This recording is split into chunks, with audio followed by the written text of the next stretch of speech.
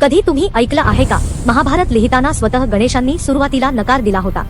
ही कथा आहे त्या काळाची जेव्हा महर्षी व्यासांनी ठरवलं की ते महाभारतासारखा विशाल आणि दिव्य ग्रंथ मानवतेसाठी लिहिणार। पण समस्या अशी होती की इतका मोठा ग्रंथ कोणताही सामान्य मनुष्य लिहू शकत नव्हता। तेव्हा त्यांनी बुद्धी आणि लेखनाचे देव भगवान गणेशा यांना आमंत्रित केलं। जेव्हा महर्षी व्यासांनी त्यांना महाभारत लिहिण्याची विनंती केली तेव्हा गणेशांनी लगेच एक अट ठेवली। त्यांनी म्हटलं, मी हा ग्रंथ लिहीन, पण तुम्ही एक क्षणासाठीही थांबू शकत नाही।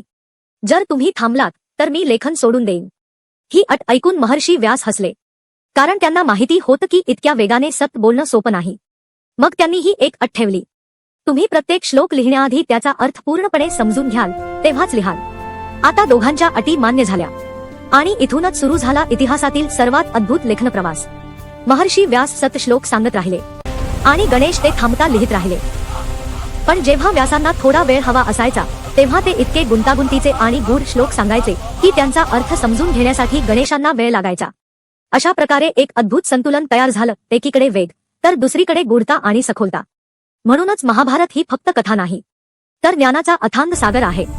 असंही म्हटलं जातं की या लेखनाच्या वेळी गणेशांची लेखणी तुटली होती, पण लेखन थांबू नये म्हणून त्यांनी स्वतःचा एक दात तोडून त्यालाच लेखणी बनवलं आणि लेखन अखंड सुरू ठेवलं। ही कथा आपल्याला शिकवते की महान कार्य फक्त वेगाने पूर्ण होत नाही, तर त्यासाठी समज, संयम आणि संतुलनही तितकंच आवश्यक असतं। तर विचार करा, जर त्या दिवशी हे संतुलन राखलं गेलं नसतं तर आपल्याला महाभारतासारखा महान ग्रंथ मिळाला असता का?